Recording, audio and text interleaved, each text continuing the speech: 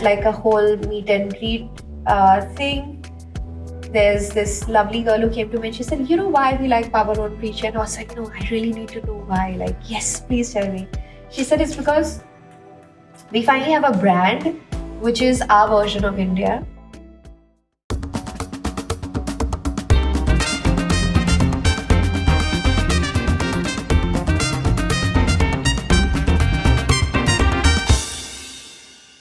Our guest today is a pioneer in luxury fashion, redefining Indian craftsmanship on a global scale.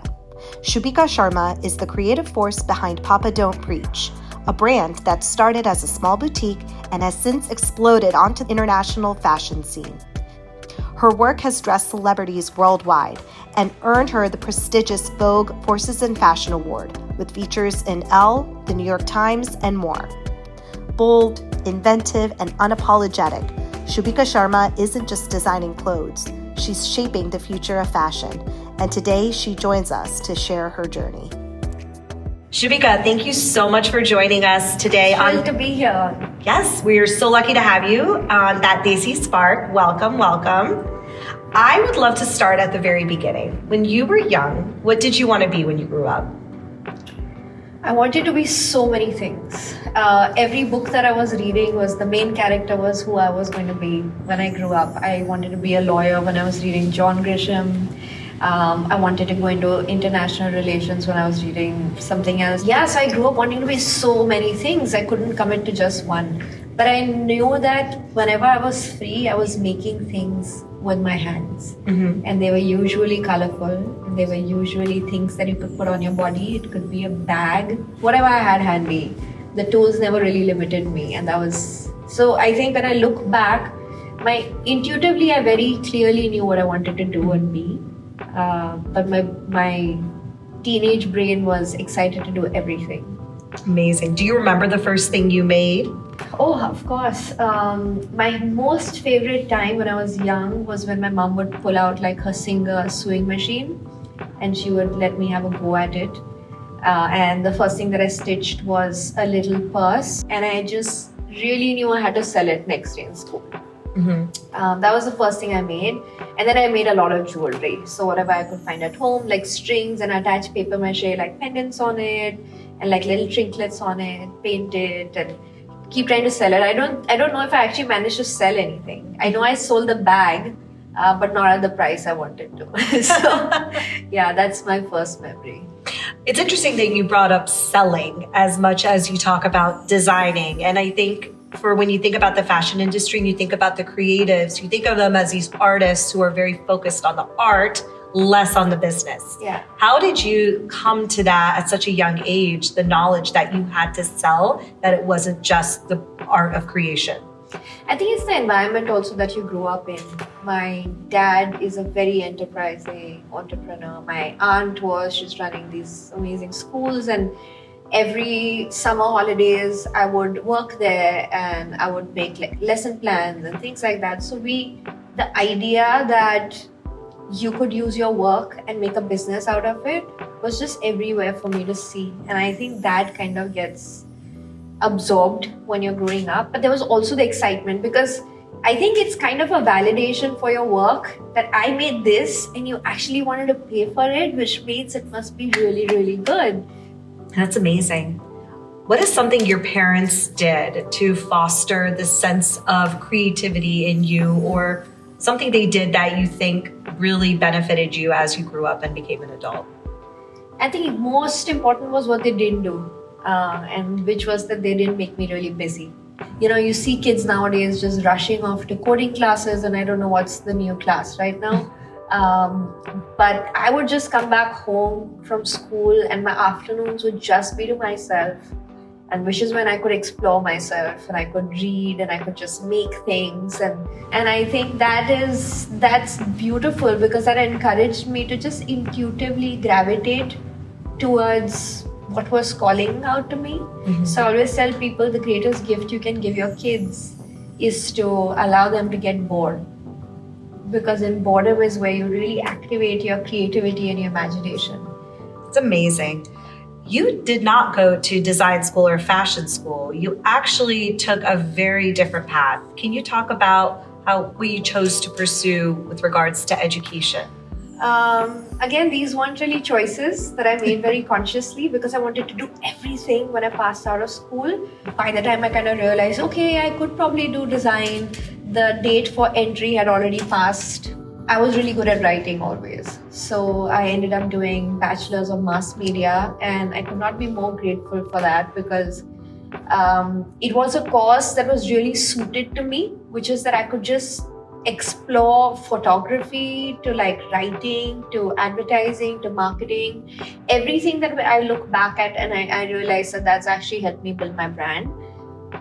But I did go to London College of Fashion for a very, very short course, like a 7-month course, if you can at all call that a course. It was more me just like really absorbing London and be like, I started as a high street wear brand. So the inspiration came from my time in London. But how I've been able to build my brand is because I feel like I wasn't contained to the rule book of fashion and rule book of design. I just didn't know what I was doing wrong, so I ended up doing things my way, which ended up being right for me. What I love about the intentionality behind every single one of your pieces is how you champion women, both within your organization and in how you design and what you design for. I'd love to learn more about how you approach building your company and who you design for as a collective. I think you said two things. You spoke about women and you spoke about who we design for. They're two separate things because I don't think we design only for women. Part of what makes us really special to people who like want to wear us is the fact that it is just a symbol of self-expression. I tell people that my clothes are like superhero costumes. You can put it on and be whoever you want to be that day. You can be Wonder Woman or you can be Ant-Man if you want to be. And take it off and just be yourself, like whoever you want to play that day. So I think that is what my clothes allow you to do. They just allow you to really express. And it is not a continuous expression. It could just be a momentary expression. And that's how I think fashion should be approached. It is approached as something, especially luxury fashion, is approached as something that is very intimidating, which is like the brand is kind of telling you that this is cool, this is not cool, these are the colors, this is the trend. But we're not like that. I actually don't follow any color cycle, any trend cycle, none of that. It literally is that I really enjoyed making this. And I know you really enjoy wearing whatever it is that you want to wear in your way, in your style. When it comes to building a company, I think that a company culture is something that is ever evolving. The best cultures are cultures that continuously evolve, expand, stretch, and kind of accommodate all the changes because every few years you kind of go on to the next level. As a company, you grow in size, you grow in reach, you grow in popularity, you grow in various things. So the structuring inside has to support the actual running of the business and it has to support the ethos of the brand. The fact is that business is always capitalistic in nature. It is for profit. And you have to keep those principles in mind as much as you want it to be fun and as much as you want it to be intentional. So there will be moments where you will experience so much success. There'll be moments where your team will be the strongest it's ever been, but there'll be moments where this falls or this pillar stands and it's going to be continuous, but there is no promise that it'll happen all at once. And wisdom kind of allows you to accept that with grace. You said that with age does come with wisdom and the ability to approach it with grace. You've now been running your company for 12 years. Yeah. So if you've been running your company for 12 years, what was Shubhika at the start of Papa Don't Preach like? Oh my God, she was so different. She was so excited. She was so enthusiastic. She was brave. She was courageous. She had no filter. She was running the show all alone. And there is a beauty to that age because it allows you to just fall like face first and just be okay with that. When the stakes go up really, really high, That's where it gets really tricky, and that's the true test of your resilience, because it doesn't always permit you to be yourself. I would love to have like really closely emotional relationships with everybody who works with me, but it isn't permitted to do so. Like it cannot sustain anymore the way it used to. So there's a big, very conscious change in how I approach my team, how I approach even my clients, customers. The environment is so crazy now that, yeah, you have to be a lot more careful. You have to be a lot more guarded. So there is a big difference now. Such a good point. Yeah. Your business is growing by loads, by heaps, and you are opening a flagship in Mumbai.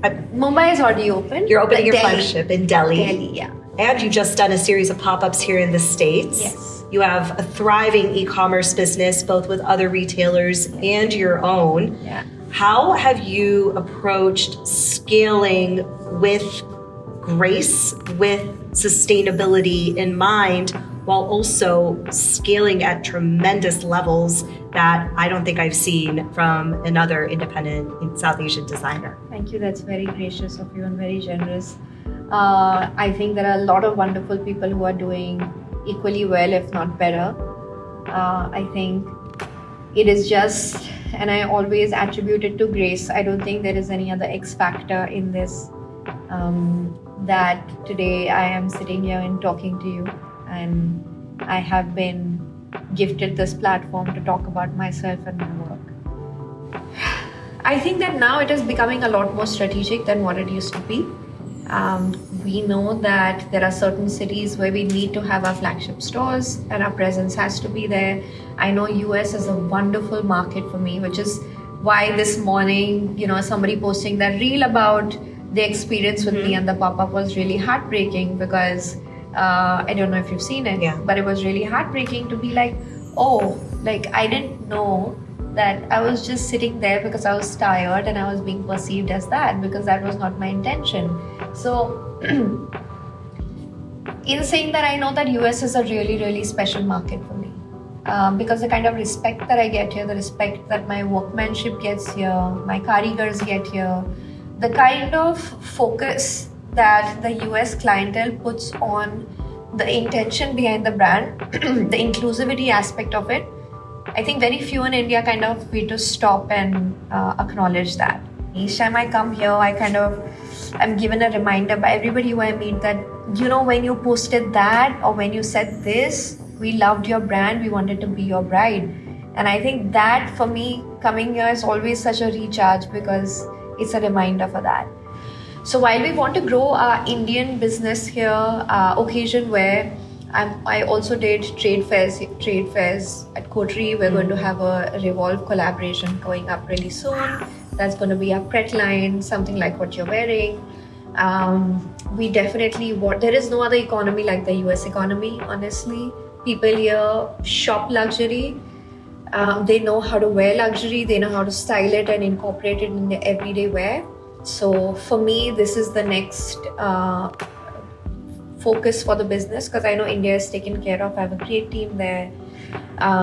So this, I'm venturing into it all alone. Luckily, I've found a brilliant network of Indian women who've moved here with nothing, like Jessel Tang or like Anjula Acharya, and all these women who've come here with nothing and they've built stellar careers.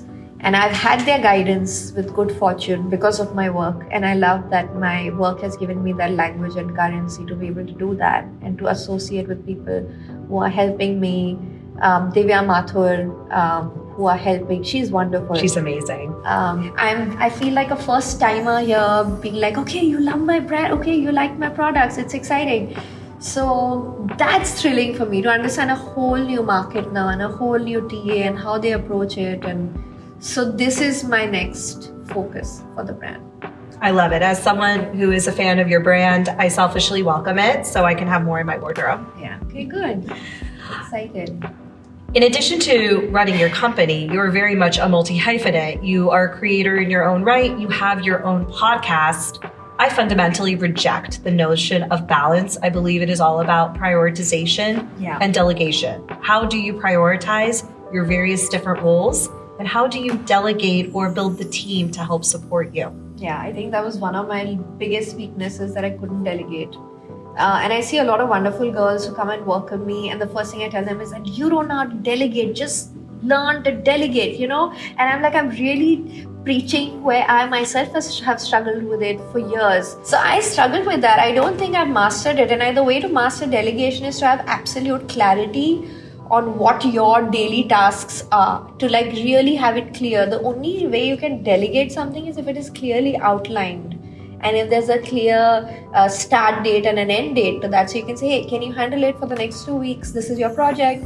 So until you have that clarity, you're not going to be able to delegate. Clarity doesn't necessarily always come for a lot of creative people, especially like I'm saying it from experience. So it helps for me to read a lot of books. You actually read about a person's whole life. Like I can really read about Phil Knight's entire life, of all that he dealt with, how he dealt with, what his character and temperament was in given situations, to know that everybody goes through the same ups and downs. Everybody will be called out. Everybody will be, called absolute shit at some point. You will come back from it. And I think books kind of give you that. And if you can't read, then just watch a lot of documentaries on people who've built careers that inspire you. I also go to coaches, like Saloni Suri has really helped me. She's a wonderful coach back home. So you need to, in Gita or in Hinduism, they say your Sangha is really important. The people you keep, the company you keep is extremely important. And by company, we don't just mean friends, they don't just mean friends, but who are your mentors, who are your guides, who are your teachers, who are your gurus. To have that is so crucial, because 100% you will go off track.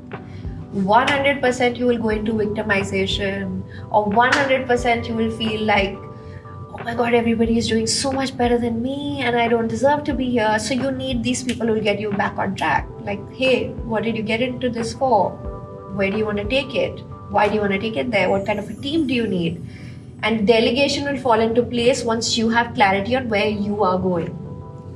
I love that you talked about delegating within yourself first before being able to delegate elsewhere. You also mentioned Phil Knight's book. I'd love to know if there are any other books that helped shape your approach to leadership, your self-development. Oh, so many. Like many of us, I love Steve Jobs. I think the creativity and the kind of passion he put behind that, a lot of people may not like him, but it was amazing for me. The Disney CEO, he wrote a brilliant book. Bob Iger? Yes, Bob Iger. Thank you. And I think Indra Nooyi's book was really great for me. And I'm so happy that there are now more Indian faces who are writing books about the careers they've built. But yeah, they helped me a lot. You talk about the importance of mentors and peers to help guide you through, especially your America expansion. You mentioned Divya Madhur, Jessel Tang, Ajala Acharya. Who are some of the other people in your circle that have helped you stay grounded, keep growing, and are that company you keep help you grow? And so many back home, right? Like especially my family. I'm very lucky that I am the middle sister to two wonderful other sisters. And my family, my mom is a spiritual speaker. So there's a lot that comes from there, where each time I'm really low and I'm like cranky, she's like, it's because you've stopped giving. And I'm like, you don't know what you're talking about. People are just, it's not that I'm not giving, work is hard. And she said, no, you're not giving. There is no seva, which is why what is coming to you is also feeling less, because you're not giving. So then I think business-wise, I've connected with wonderful women here, like Michelle Ranawat, she has a wonderful brand, Ami Desai, Deepika Mutiala, like they're doing amazing things here. And Mindy Kaling has been a huge, huge, huge help. That's on the American front of it. Back home, it's just more the friends and family and the coaches and the team that you have. I mean, these women in America, they open up their homes. I lived there for like an Alok Menon. I cannot forget. Alok. They give me food, they cook for me. I don't know why, but it's wonderful, the kind of support that I get. Very real support. Yeah. I think for us, a lot of us here, we were the first to do something, and there is that big focus on making sure we're not the last. Yeah. So we build the ecosystem we wish we had when we were starting out. I can see that. And I think that is very, very unique to South Asians in America. Very, very unique. I've never seen people extend themselves to this level even back home. Like, it's just a small observation. When I travel by the tube on a subway, and I've often seen whenever I get into a subway, first thing I want to do is I want to catch a seat. And I see a lot of the locals here, they get in, they stand patiently, even if there's a seat empty, they won't really sit because they know they're getting off after 4 stations. And for me, I really thought that because in India, we just have come out from survival mode where for us, every opportunity needs to be fought for, and every seat has to be fought for. And that's very different from what it is here. And I think that when I came here, I kind of realized I also needed to open myself up and extend help and a helping hand to others. And it's okay for people, like 3 people to sit on one seat if they need to, because the seat expands. As much as your hand kind of expands. So that's a learning that I've taken away from you folks here. Thank you. On behalf of all Indian women entrepreneurs in the States, you also work with your sisters, and you talk about how family keeps you incredibly grounded. What's it like working with family? It's actually, we wouldn't ever work directly in the same business together. We always do complementary work. Like if I'm building a store, my sister is a fabulous interior designer, Shimona Bansali, and she's making all my stores. And often we are asked, "Oh, so do you girls fight when you're doing the store?" I'm like, "No, I literally go to sleep because I know she's taking care of it." It literally is. She's my older sister. My younger sister is a product designer. She's done UI UX designing, so I keep begging her to do my website and make it better, but she's like, I got better things to do. So I'm still waiting for her to help me with that. But yeah, they're always there, and I don't think there's anything quite like family, to be honest, and I consider myself extremely lucky. You've had an incredible 12 years of your business. What does Papa Don't Preach look like 12 years from now? I'm somebody who doesn't know how to build a vision that far along. For me, I'm somebody who really goes with the flow. Even though the work now is at a point where it can't permit me to go with the flow. But I definitely see us being a brand that is beyond just India. There was somebody lovely here who I met for the first time. I came to the US, and because Paris Hilton wore us, Chrissy Teigen wore us, and they wore us without any PR rep sitting here. They literally reached out to us on Instagram and we dressed them. And my e-commerce business, which is largely the US, was higher than my India business. So I was like, I need to know what I'm doing right there, because I don't know sitting here. That's when I planned my first trip here 3 years ago when I came here. And at like a whole meet and greet thing, there's this lovely girl who came to me and she said, why we like Papa Don't Preach? And I was like, no, I really need to know why. Like, yes, please tell me. She said, it's because we finally have a brand which is our version of India.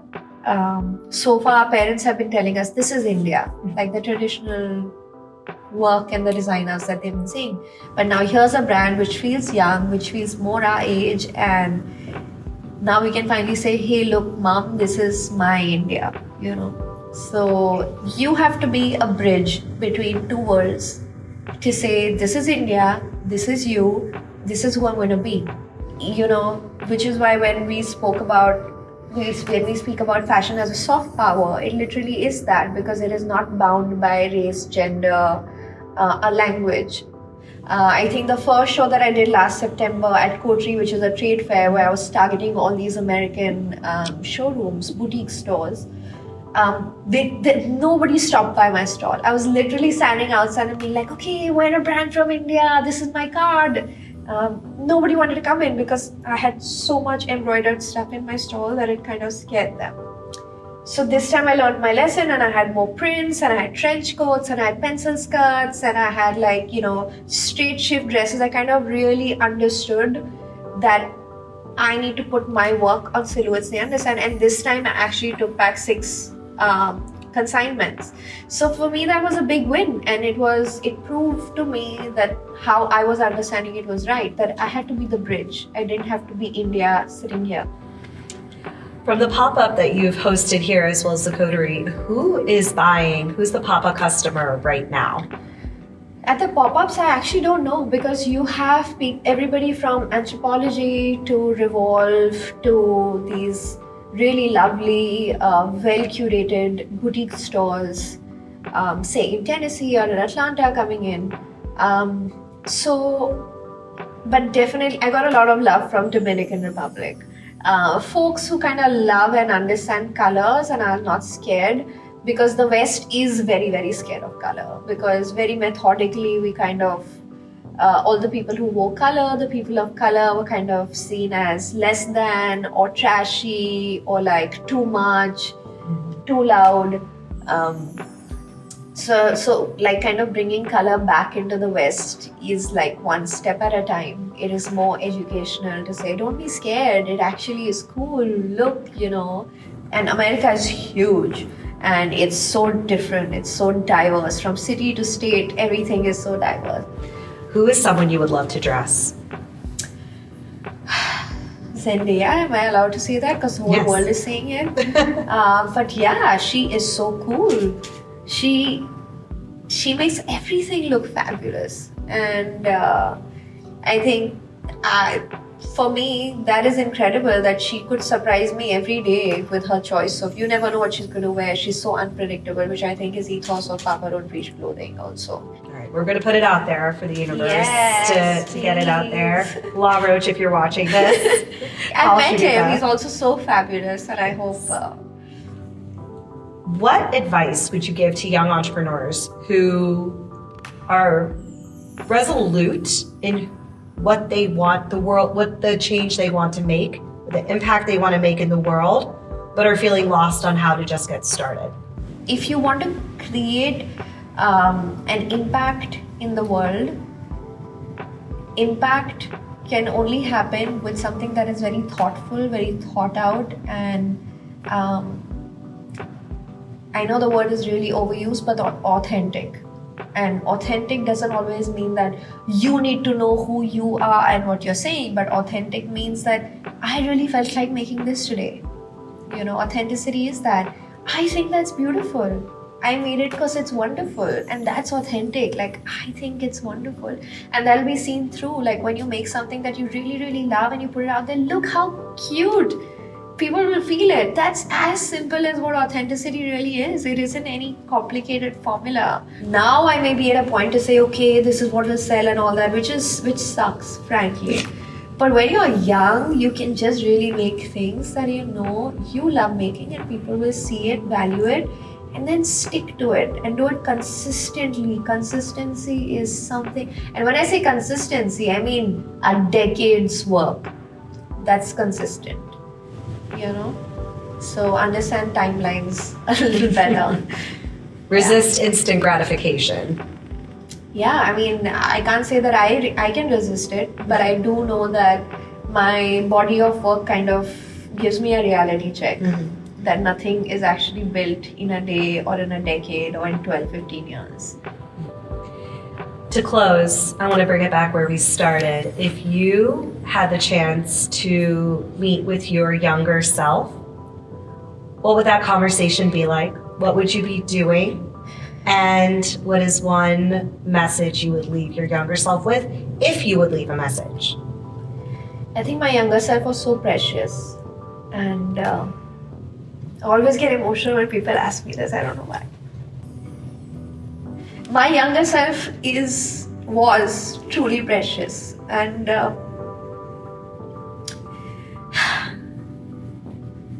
don't think I'd like to leave a message for my younger self. I think she did good. My message would be for my future self to say, Oh, that all my younger selves are extremely proud of who I am today. And yeah, there are more lessons to be learned. It's not going to be an easy ride, but we've danced through it all before, and we will dance through everything else too. So life is good, and the only way out is through it. The best advice and the most real advice. Thank you for staying, guys. Thank you so much for spending this time with us and with that Desi Spark. And cannot wait to see what's next, what more you'll do, and to be able to shop in the States more and more. So. Yes. Thank you so much for giving me this opportunity to speak. I was in like a really muddled state in the morning, and conversing with people always helps me, and especially you. And I appreciate all the research you put in and your questions. They were great. Thank you to this crew, this amazing space, and for giving me this experience of New York right at the top of World Trade Center. I wouldn't have experienced it otherwise. We're so thrilled to have you and for you to be a part of the show. Thank you for watching That Desi Spark. We'll see you next time.